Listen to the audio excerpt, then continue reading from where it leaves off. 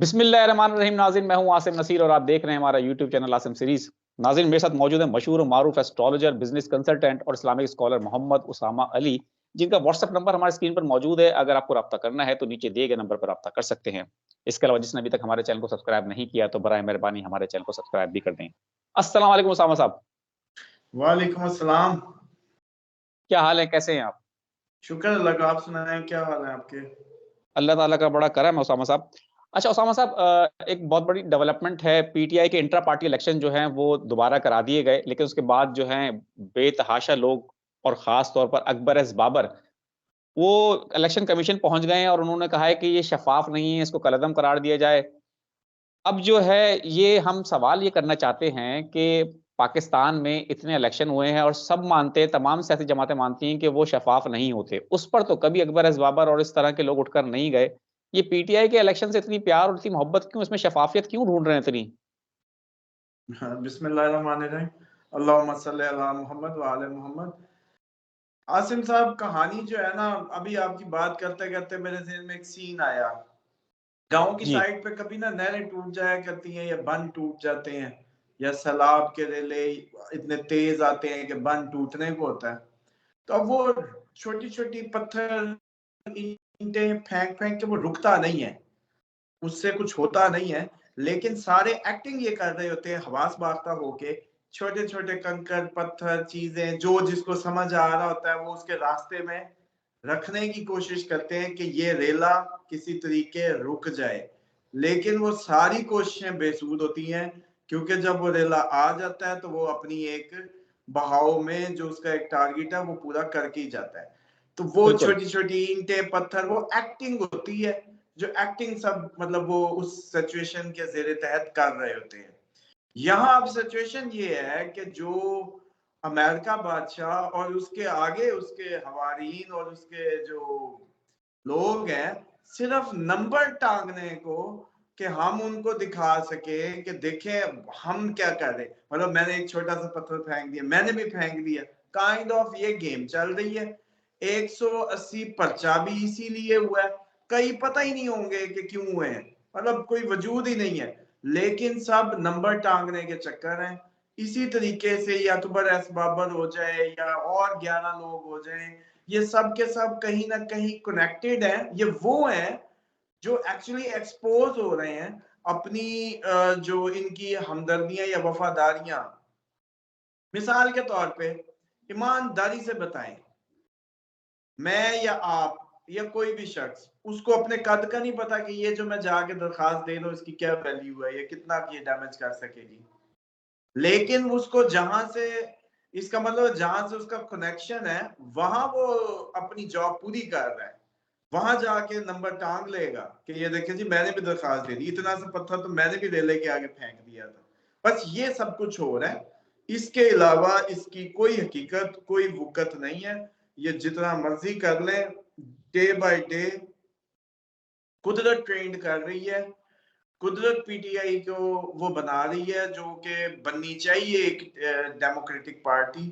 और ये हालात जिस साइड पे लेके जा रहे हैं और ये सब ऑटोमेटिकली एक्सपोज होते जा रहे हैं। आपका क्या ख्याल है? अकबर एस बाबर जो हर साल ये हर थोड़े दिनों बाद इसको जाग आ जाती है और आ जाता मुंह उठा के, भाई ये ऐसे ही है कि आप एक कंपनी में रहे ही ना, फिर उसके आप 2 साल बाद आके उस कंपनी में कहेंगे जी मेरी तो ये पोजीशन थी, ये थी। ओ भाई तू कौन? अच्छा चलो जमहूरी मान लेते हैं, पीटीआई का कोई फॉलोअर इस बंदे को जो है एक्नॉलेज करेगा ईमानदारी से? चले आप ही बता रहे हैं दीनी तौर पे कि भाई इसकी कोई पार्टी में लाइकिंग, चलो बानी है ना तो आधी लाइकिंग तो होनी चाहिए, 20% तो होनी चाहिए, कोई बंदा तो इसको हो जो इससे कहे कि हमारा लीडर अकबर एस बाबर इमरान खान नहीं, मतलब ये भी बानी था। तो कमाल कर रहे हैं, मजाक शुरू किया हुआ इस कौम का। मतलब इतना सीरियस हम हालात से गुजर रहे हैं और ये किस तरह के खेल खेले जा रहे हैं जो कि बच्चे भी शायद ना खेले, मैं समझता हूँ। मतलब इतना ऑकवर्ड हो रहा है। और आप यकीन करें, इस बात को याद रख लें, आज मेरी बात, आगे आने वाले वक्त में ये जितनी हरकतें हो रही हैं, जितने बच्चों के खेल खेले जा रहे हैं इस कौम से, ये सारे के सारे भरने पड़ेंगे। ये यूं नहीं होगा। हर एक्शन का रिएक्शन है कि आप किसी की बेगम की इद्दतें निकालें, सबकी मामलात होंगे। ये गेम ही बड़ी गलत शुरू कर चुके हैं, और जिस गेम में चले गए हैं होगा क्या। आसिम साहब, मैंने अगर आपकी बहन छेड़ दी या आपकी कोई उस पे घर पे बात कर दी ना, अब आप मेरा सर भी उतार दें, आपको मजा नहीं आना जब तक आप मेरे उसी जगह पे मुझे डैंड नहीं देंगे। तो ये कल्चर ही बड़ा गलत डेवलप होता जा रहा है कि फैमिलीज को लाके, भाई आपके पास इसका मतलब है प्रोजेक्ट्स पे या मंसूबों पे बात करने की कोई बात ही नहीं है। बिल्कुल ठीक है। एक्चुअली ये सारी कहानी यूं है। अच्छा, अब जितनी भी लोग हैं पहुंचे हैं इलेक्शन कमीशन में, इलेक्शन कमीशन ने पीटीआई जो है उसको एक नोटिस जारी किया है और 12 दिसंबर तक समाअत जो है मुलतवी कर दी है। आपको क्या लगता है अब इलेक्शन कमीशन जो है इस पर क्या फैसला सुना सकता है? क्योंकि हम आपको एक स्टेटमेंट बता दें, एक मेंबर इलेक्शन कमीशन है, उन्होंने कहा है कि यही इंट्रा पार्टी इलेक्शन है, वरना इसके अगर यही है तो इसके खौफनाक नताइज हो सकते हैं, क्योंकि हमने अब दोबारा इलेक्शन तो आप भूल जाएं, पीटीआई को कराने की इजाजत शायद नहीं देंगे, क्योंकि उन्होंने कहा है कि हमने शफाफ इंतखाबात के लिए कहा था, और अगर यही शफाफ इंतखाबात हैं तो इसके हम खौफनाक नताइज होंगे। यानी कि उनके मेंबर इलेक्शन कमीशन के स्टेटमेंट से ही लग रहा है कि पीटीआई से हो सकता है कि बल्ले का निशान छीन लिया जाए या पार्टी को कलअदम करार दे दिया जाए। क्या देख रहे हैं आप कि क्या हो सकता है? 12 दिसंबर तक समाअत मुलतवी है।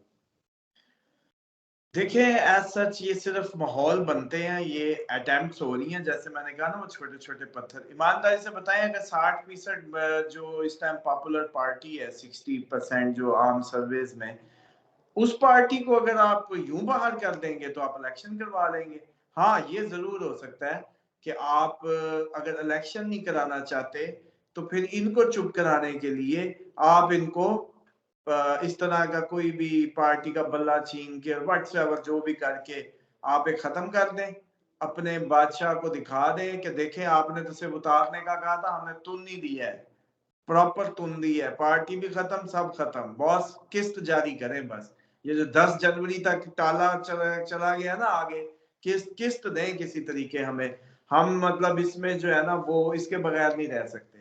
तो ये एक्चुअली आईएमएफ की किस से रिलेट कर रही है सारी एक्टिंग जो है, जो कुछ आप लोग देख रहे हैं। और ऐसे फजूल बातें अगर हमें कौम को बेवकूफ बनाए, इन्होंने ज्यादा मतलब जैसे कहते हैं बादाम खाए और हम लोग मतलब उसमें हमारे दिमाग नहीं है कि हमें पागल बनाना लिया हुआ पूरी कौम को इन्होंने।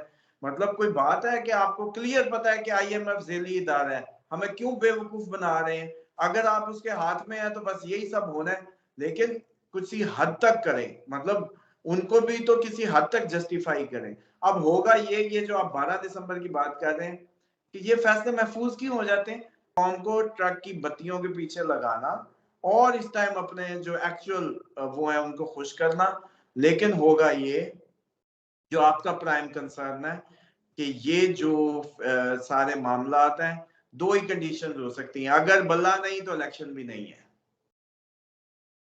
बिल्कुल बस ठीक इस है। बात को समझ लें। और वो सिर्फ इसलिए नहीं कि मतलब आप ये समझ लें कि ये चुप कर जाएं कि अब तुम तो थे ही नहीं, हम इलेक्शन ही कर, ये यूं ही इन्होंने शोर डालना था ना, इनको हम यूं बनने लगा दें, दूसरों को कहेंगे तुम्हारे तो वोट ही कोई नहीं थे, तुम तो जीतने ही नहीं थे इलेक्शन, वो पहले चुप बैठी है, इलेक्शन चाहते ही नहीं है।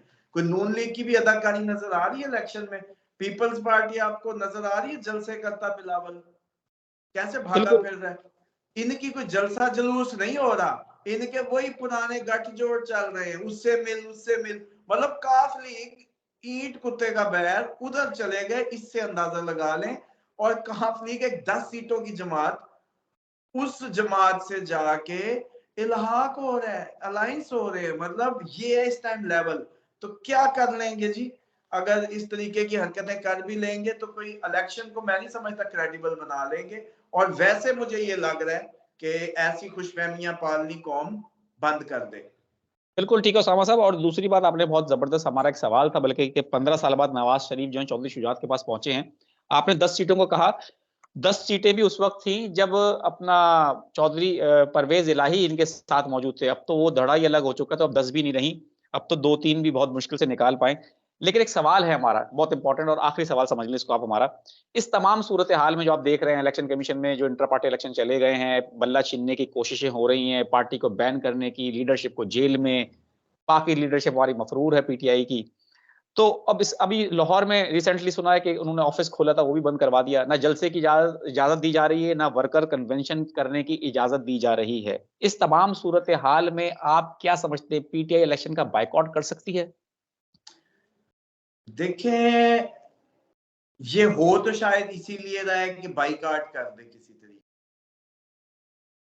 एक्चुअल जो पता खेला जा रहा है उसके पीछे तो यही सेंस है कि किसी तरीके ये बाइकाट कर दे और हमारे लिए मैदान खाली। अब वो जैसे कहते हैं, बेटा पापा पापा मैं फर्स्ट आया हूँ।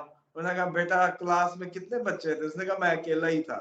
तो ये कहानी तो वो करना चाह रहे हैं। मैं समझता हूँ कि खान साहब उम्मीद तो बड़ी है कि इस ट्रैप में नहीं आएंगे और इलेक्शन के बाइक, और जो आपको लग भी रहा है कि वो अपनी अंदर से बैठे कोई बहाना नहीं बना रहे कि ये देखो मैं तो जेल में हूँ, मैं टिकट कैसे तकसीम करूं, मैं ये वो कह रहे हैं भाई हम इलेक्शन लड़ेंगे, टिकट भी आएंगे, वकला भी आएंगे, व्हाट्सएवर। तो मुझे लगता है कि चाल यही है कि किसी तरीके ये अपनी उससे भाग जाए और इस तरह की, क्योंकि इनका शुरू का रवैया नॉन डेमोक्रेटिक काइंड ऑफ रहा है, पार्लियामेंट से निकल जाओ, वॉकआउट कर लो, हुकूमतें खुद गिरा दो। तो शायद वो सोचते हैं कि अब हम इलेक्शन पे इनको इस तरीके के प्रेशराइज करें कि ये कहें हम तो इस इलेक्शन को ही नहीं मानते, आए ही ना। क्योंकि मसला ये है कि इस दफा सिर्फ इमरान खान, जैसे कहते हैं ना, आप तो खंबे शंबे कहते हैं ना, इमरान खान गधे को भी खड़ा कर देगा तो वो भी जाएगा काम। मतलब बात वो नहीं है। लेकिन अब इसमें एक बात बड़ी इंपॉर्टेंट है, ये अमूमन मेरे दोस्त जो कई मेरे पास क्यूरीज हैं, मैं उनको अभी एड्रेस भी कर रहा हूँ, टाइम भी ऐसे ही मिल रहा है कि जो चाह रहे हैं कि जी हम पीटीआई की टिकट लें या हम आपकी पीपी की लें या किसकी लें, या हम इस इलेक्शन में कंटेस्ट भी करें या ना करें। अमूमन कुछ दोस्त अहबाब हैं जिनकी क्यूरीज हैं, तो अब वो कहेंगे कि आप इधर से तो कह रहे हैं कि इमरान खान की पॉपुलैरिटी इतनी है कि वो किसी को भी टिकट दे, लेकिन सर मैं आप लोगों को, तो आप जब मेरे से पर्सनल कंसल्टेशन में आते हैं तो डेफिनेटली मुझे आप लोगों की वो बारीक केयर करनी है जिसमें मुझे जनवरी में ऐसा लगता है कि अगर आप मिसाल के तौर पे आज टिकट के लिए कोई पार्टी फंड आज दिसंबर में जमा करवा दें, या आप लोगों ने कोई और पैसा वैसा खर्च कर दें, तो वो आपका जाया होने के चांसेस है, क्योंकि जनवरी में हो सकता है इलेक्शन ही ऐसा माहौल बन जाए आगे के इलेक्शन ही ना हो। ये बिल्कुल इनको ठीक है। 10 जनवरी को किस्त मिल जाए आईएमएफ की और बस ये कहें किस्त आ गई, अब कुछ दिन गुजर जाएंगे और हमारे अच्छे, तो कोई ना कोई बहाना बना ले कि यार ये मौसम ठीक नहीं है, जून जुलाई अच्छा खुला मौसम होगा, दिन लंबे होंगे, वोट भी लोग ज्यादा तादाद में कास्ट कर सकेंगे। तो ये हो बिल्कुल सकता है जो, लेकिन उसमें यही बात है कि सर सबको कि जनवरी से पहले पहले कोई पैसे वैसे डालने की जरूरत नहीं है, अपने पैसे बचाएं। जितने मेरे एमएनए एमपी दोस्त हजरात सुन रहे हैं, जनवरी के बाद ही आखिरी दिन भी देखेंगे। आप लोगों का होगा ना 30 जनवरी, तो 30 जनवरी को खोल दीजिएगा नोटों की बोरियां, जो भी आप लोगों की बार्गेन है, कंपेन, प्रिंटिंग, ये वो 10 दिन भी। लेकिन अगर ये आप ये समझ रहे हैं कि जनवरी दरमियान में है और आप लोगों ने कोई बाय परचेज कर लिया, कोई पैसे पार्टी फंड में दे के टिकटों की कहा, वो अभी ना करें। बिल्कुल ठीक है। बहुत बहुत शुक्रिया उसामा साहब हमें वक्त देने के लिए। नाज़रीन, उसामा साहब ने जैसे बताया कि ये माहौल बनाया जा रहा है ताकि पाकिस्तान तहरीक इंसाफ जो है उसको और बल्ले के निशान को दूर रखा जाए ताकि इलेक्शन उनके बगैर करा दिए जाएं। यही एक सूरत हाल बनती है जो दूसरी जमातें जीत सकती हैं, वरना अगर तहरीक इंसाफ ने इलेक्शन में पार्टिसिपेट किया तो किसी और जमात का जीतना नामुमकिन है। यहाँ हमारे व्लॉग का वक्त खत्म हुआ। आखिर में हमारा वही पैगाम है, मुस्कुराएं, प्यार बांटें और अपने आसपास के लोगों का ख्याल रखें। खुदा हाफिज।